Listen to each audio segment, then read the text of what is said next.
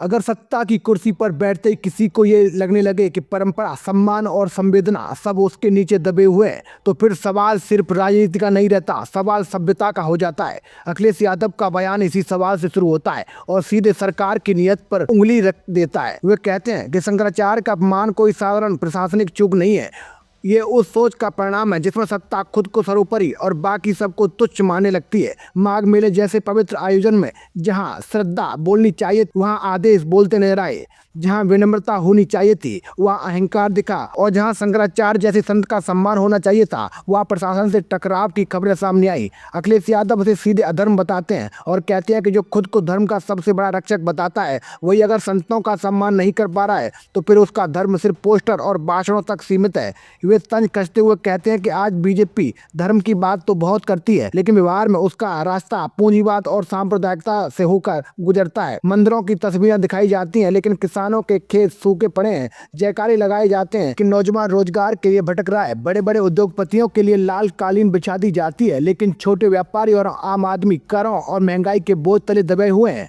अखिलेश यादव कहते हैं कि आज सरकार की हर नीति, हर कानून और हर योजना का फायदा वही उठा रहा है जिसके पास पहले से सब कुछ है। गरीब और अमीर के बीच की खाई इतनी गहरी हो चुकी है कि उसे पाटने की जगह सरकार उस पर मंच बनाकर भाषण दे रही है। ये याद दिलाते हुए कि वही दौर है जब जनेश्वर मिश्र जैसे समाजवादी विचारकों की जरूरत सबसे ज्यादा महसूस होती है, क्योंकि समाजवाद सिर्फ एक विचारधारा नहीं बल्कि सत्ता को आईना दिखाने की ताकत है। अखिलेश यादव कहते हैं जब सरकार कहती है कि देश आगे बढ़ रहा है तो सवाल यह है कि कौन आगे बढ़ रहा है। किसान आज भी अपनी फसल का सही दाम मांग रहा है, लागत बढ़ रही है, आमदनी घट रही है, लेकिन सरकार की संवेदना सिर्फ आंकड़ों तक सीमित है। योजनाओं की घोषणाएं बहुत हैं लेकिन जमीन पर किसान की हालत जस की तस है। वे कहते हैं कि समाजवादी आंदोलन इसलिए जरूरी है क्योंकि वो सत्ता को सवाल पूछता है, वो ये नहीं देखता कि सामने कौन बैठा है, वो सिर्फ देखता है कि नीचे कौन दबा हुआ है। अखिलेश यादव सरकार पर तंज कसते हुए कहते हैं कि आज पूंजीपतियों के लिए कानून बदले जा रहे हैं, नियम आसान किए जा रहे हैं, लेकिन किसान, मजदूर और नौजवान के लिए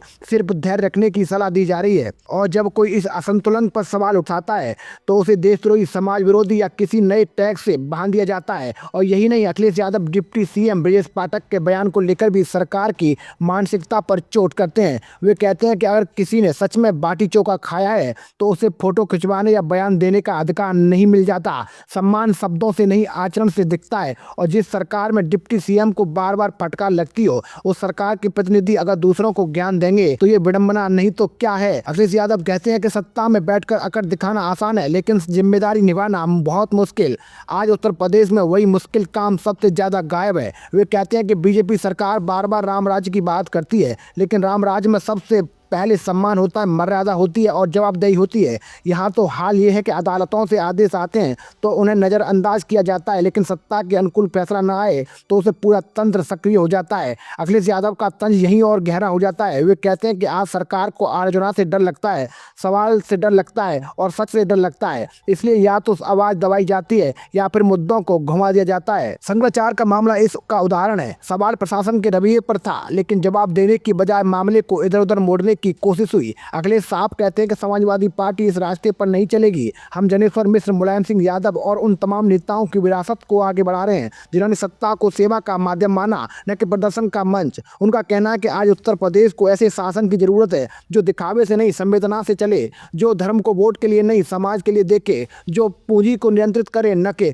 उसके सामने झुके, और सबसे अहम जो सम्मान को आदेश से नहीं व्यवहार से दे। अखिलेश यादव का ये हमला सिर्फ एक बयान नहीं बल्कि सरकार की सोच पर सीधा प्रहार है। ये उस राजनीति पर सवाल है जो खुद को अजय समझने लगी है। ये याद दिलाने की कोशिश है कि सत्ता स्थायी नहीं होती लेकिन जनता का फैसला जरूर होता है, और जब जनता देखती है तो संत का सम्मान सुरक्षित नहीं, किसान की आवाज अनसुनी है और गरीब की पीड़ा अदृश्य है तो बदलाव की जमीन खुद ब खुद तैयार हो जाती है। यही वजह है कि अखिलेश यादव का तंज सिर्फ सरकार पर नहीं बल्कि उस पूरे सिस्टम पर है जो सत्ता के आगे नतमस्तक और सवालों के सामने बौना नजर आ रहा है। तो दोस्तों, मैं था आपके साथ मुकेश उपाध्याय। अगर आपको ये हमारी जानकारी अच्छी लगी हो तो कमेंट बॉक्स में जरूर बताएं। जय हिंद, जय भारत।